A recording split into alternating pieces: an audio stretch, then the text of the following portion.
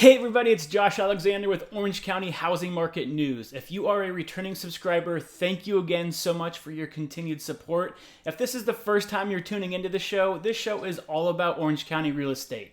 So I talk about local trends in the market, I interview experts in the same field, and then I also give out different tricks and tips for both buyers and sellers. So it's a great place to start if you're thinking of getting in the market in the next couple months.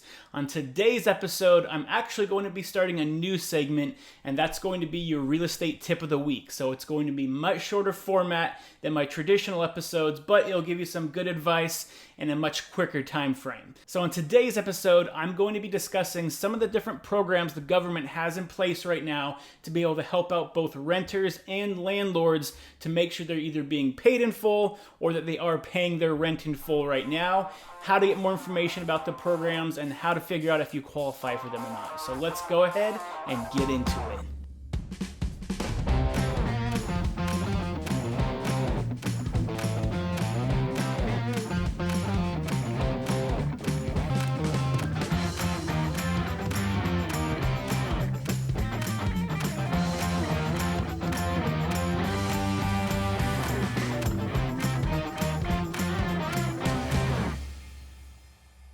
Okay, so really quick before we get into the rental assistant program updates, if you're finding this content useful, could you take a second to hit that like and subscribe button below? I would really appreciate it. And if you're listening to this through podcast form, if you have 2 or 3 minutes of your time to go through and give me a quick review, let me know how I'm doing, I'd really appreciate it. It definitely helps me out. Okay, so let's go ahead and give you an update on what the rental assistant program is doing right now in California and how to get some more information, as well as how to determine if you qualify for it.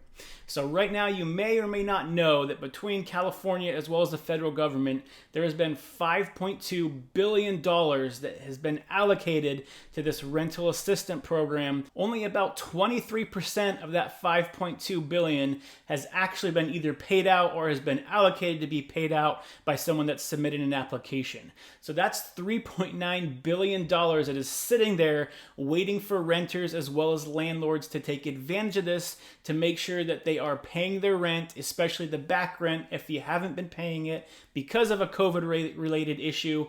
It's something that you want to make sure you're taking advantage of. So how do you take advantage of it? Well, the easiest way to get some more information is to go to Housing.ca.gov. I'll put it in the show notes as well, so that way you can click on it there.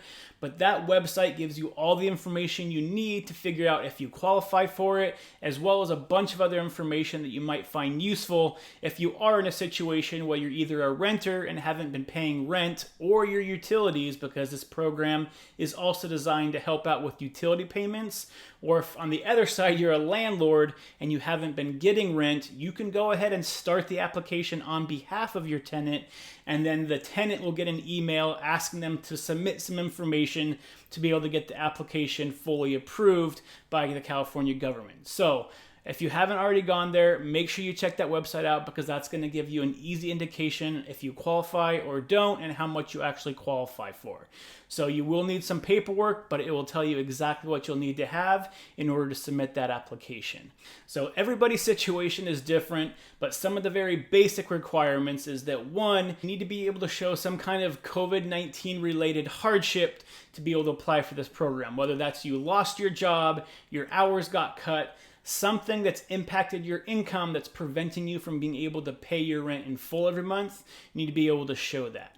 Now, the second thing you need to be able to show is that your income is 80% or less of the average median income of whatever county you live in. So if you're watching this on YouTube right now, I'll quickly put up some of the Southern California counties up here so you can see, based on how many people you have in your household, what those income requirements are. If you're listening to this through podcast, I'll go through a few really quickly. So for a household of 2 in Orange County, you need to be making less than $86,050 a month. If you're living in Riverside County, for a household of 2, you need to be making less than $50,600 a month. And if you live in LA County with a household of 2, you need to be making less than $75,700 a month. If you are listening to this through podcast, you'll see all of the slides in the show notes, so you can be able to check out from there. So again, if you go to Housing.ca.gov, you can go on there and you can take a quick questionnaire. It'll basically tell you, do you qualify, as well as what paperwork you need to gather to submit the application. And if you're a landlord, you can go on there, submit your information, and then they'll send an email to your tenant requiring them to basically fill out some more information and any paperwork that they need on their end to be able to fully submit the application to get that reimbursement. So really, I just want to make this video as kind of a PSA. I want to make sure that we get this information out to as many people as possible, because obviously there's still a lot of money in this program that is yet to be utilized, and we want to make sure that we're using this to make sure that as many people as possible don't have to worry about going through an eviction.